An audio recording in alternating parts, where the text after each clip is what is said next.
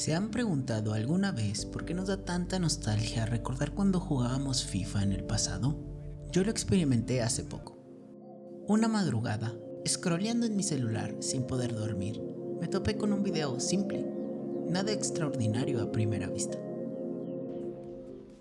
El video consistía en un gameplay en un campo de entrenamiento del FIFA 12, solo un clip de un jugador esperando a que cargara el partido. Fue entonces cuando me llegó ese vacío extraño, esa sensación que no suelo experimentar al pensar en un juego deportivo como FIFA, un sentimiento difuso, profundo, que no podía atribuir únicamente a la nostalgia de la infancia. Miré más gameplays de FIFA buscando su origen, y creo haber encontrado una respuesta. Probablemente este no sea el primer video hablando de la nostalgia provocada por los videojuegos de nuestra infancia, pero el enfoque que les quiero transmitir es distinto. Hoy quiero hablarles de algo más sutil. Quiero explorar aquellos campos de entrenamiento que parecen imposibles de ser verdaderos, que nos logran transmitir una sensación de soledad, de aislamiento y de la nostalgia del pasado. Por eso, en este video quiero analizar con ustedes la arquitectura irreal que nos presenta el videojuego deportivo de FIFA.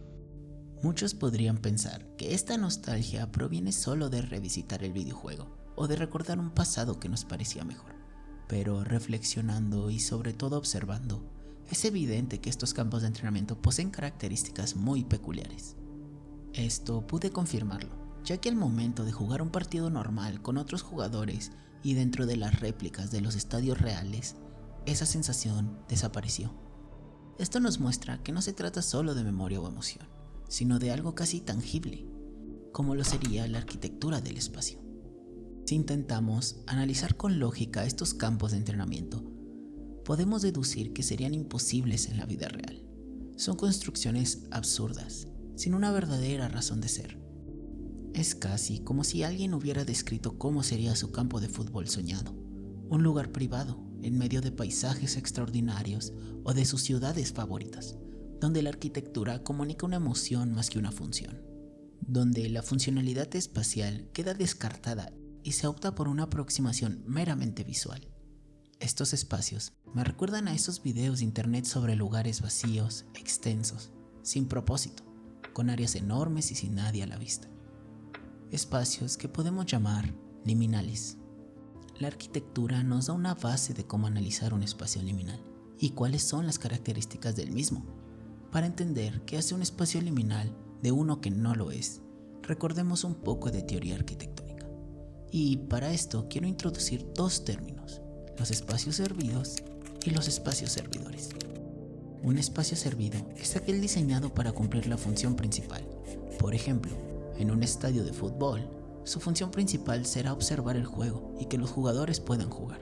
Por tanto, el espacio servido sería la cancha, las graderías y todas las áreas donde ocurre la actividad principal, mientras que los espacios servidores son los que hacen funcional al espacio servido. En este ejemplo, serían escaleras, pasillos, accesos, áreas de circulación, etc. Por lo tanto, es válido definir a un espacio liminal como un conjunto de espacios servidos y servidores, que, sin embargo, carecen de lo más importante en la arquitectura, el usuario. Es un lugar creado para algo que nunca sucede, lugares vacíos que nos despiertan emociones profundas al mirarlos. Por eso podemos afirmar que los campos de entrenamiento de FIFA son espacios liminales, arquitectura con espacios servidos y servidores totalmente deshabitados. Vayamos al videojuego FIFA 12. En este videojuego, el diseño de los campos sigue un patrón claro. Una cancha de dimensiones profesionales, rodeada de barreras visuales y espaciales que lo aíslan del mundo exterior, con elementos arquitectónicos que nos evocan su emplazamiento y contexto. Pero algo extraño llama la atención. Por lo que podemos observar, muchos de estos campos están en medio de ciudades densamente pobladas, donde sería prácticamente imposible construirlos. No hay accesos, no hay graderías y no hay conexiones con la vida urbana.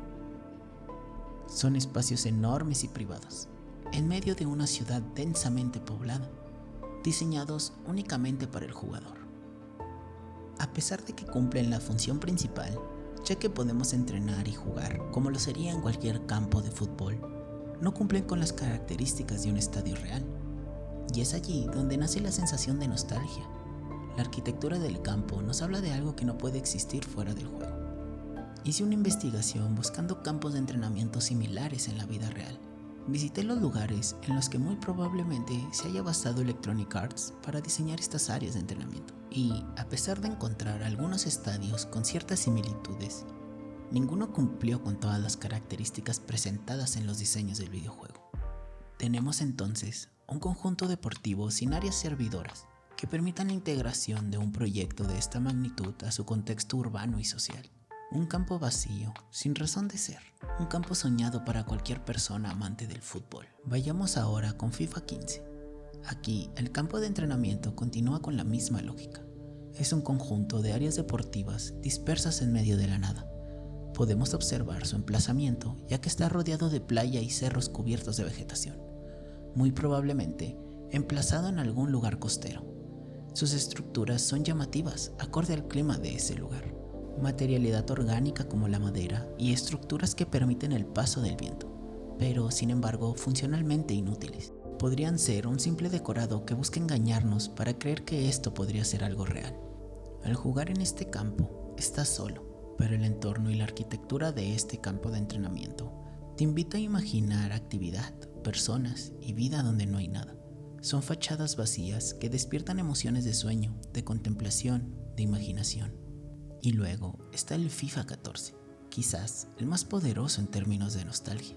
A diferencia del resto de los FIFAs, que buscaban un realismo incompleto, en este campo se sumergen de lleno en lo fantasioso. Es una arquitectura de sueño, un espacio que no oculta su carácter liminal.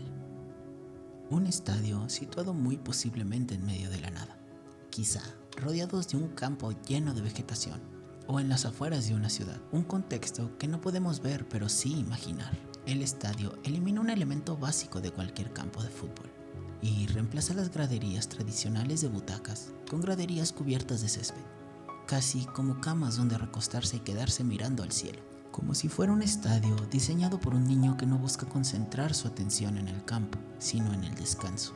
Sus pasillos y corredores siguen una circulación tradicional, pero que a diferencia de campos reales, esto nos lleva a un vacío que desde el campo podemos llegar a observar.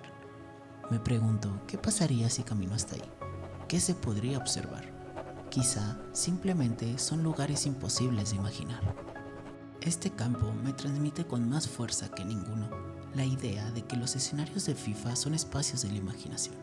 No existen para la vida real, sino para cumplir el deseo imposible de cómo sería un campo de fútbol soñado. Una arquitectura imposible, capaz de transportarnos a un lugar donde la imaginación del jugador se encuentra con la intención del diseñador. Sin duda, desde una vista arquitectónica, estas áreas se convierten en lo más llamativo que nos da el videojuego de Electronic Arts, donde la nostalgia no es solo un vago recuerdo, sino la experiencia tangible, silenciosa y profundamente emocional que nos impacta al volver a jugar en estos campos de entrenamiento, que nos comunican un vacío, una soledad y al mismo tiempo una memoria cálida de nuestro pasado. Los invito a revisitar estos estadios, a detenerse un momento, escuchar el silencio, observar el horizonte y contarme cómo se sienten al volver a jugar dentro de ellos.